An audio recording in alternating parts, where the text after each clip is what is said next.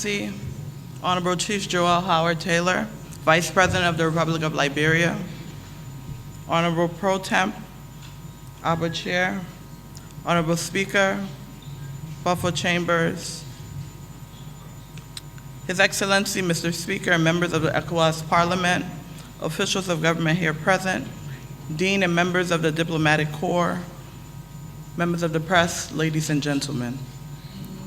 Today, as we have again gathered here under this colorful atmosphere in the supreme interest of our community, allow me to use this opportunity to express on behalf of the government and people of the Republic of Liberia our sincere condolences to the government and people of the Gambia for the loss of their former head of state, His Excellency Dr. Sir Dada Jawara.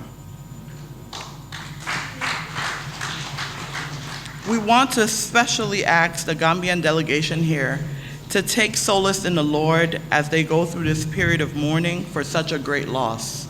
Our prayers are with you, the bereaved family. Let me also hasten to welcome all of you, our distinguished parliamentarians, to this beautiful country and express our unflinching gratitude for your decision to consider our country for this year's parliamentary seminar on transhumance and intercommunity conflict and second extraordinary session. During your stay here, honorable MPs, it is my hope that your discussions over the next few days will focus on the primary interests of our region and its people, especially considering that you represent direct interests of the community's people. Distinguished parliamentarians and colleagues, let me inform you that the influence and prestige carried by this parliament, coupled with its programs, have made it the most notable ECOWAS institution in Liberia. As you're aware, our current president, His Excellency Dr. George Manawia, is a former member of this body, and we also have in our current representation some influential members of our legislature, including Senator Prince Yormi Johnson, Honorable Edwin Melvin Snow Jr., Senator Steve Zargo, Honorable Clarence Massaquoi, and others present. The work of this parliament has continued to create indelible imprint of tangible achievements in the region, and I want to join the greater West African population to extend sincere appreciation for your courage and efforts in working tirelessly in the interest of our common patrimony. I am quite certain that people listening to this program across the region via the ECOWAS radio will agree with me that all the necessary efforts surrounding the hosting and maintenance of the ECOWAS First Radio can be accredited to the work of this body. It can be recalled that in August of 2018, members of the Parliament's Joint Committee on Communication and Information Technology voted and adopted in their report and subsequently submitted to the Parliament's plenary for the consideration of the ECOWAS radio headquartered in Monrovia. This effort represents the true quest for information dissemination of our community, and Liberia is grateful for your service, honorable MPs. This parliament has also made an invaluable contribution in the integration of ICT for our community, particularly affecting this region. The parliament adopted several acts to promote a safer cyber environment and further strengthen the capacity of member states within ECOWAS, and this includes directive on the fight against cybercrime, supplementary act on electronic transactions, and supplementary act on personal data protection, and many other protocols.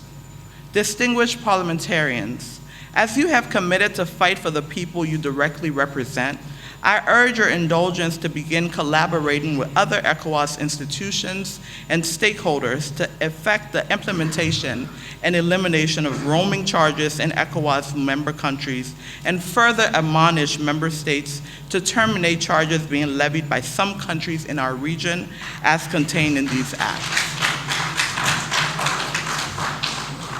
This call stands to solidify the results of your good efforts for this community as a whole. Additionally, I also recognize the important role played by this Parliament in the actualization of the ECOWAS single currency regime, which is expected to kick off in January of 2020. The ECOWAS single currency is an offshoot of the Dakar Declaration and is one of the community's initiatives that were handled adequately by this Parliament before its adoption by the Authority of ECOWAS Heads of State and Government at its 55th Ordinary Summit in Abuja, Nigeria. Considering the many efforts you continue to champion, allow me to appreciate the ECOWAS Parliament for its many contributions towards the peace, democracy, and development in Liberia, including our region at large.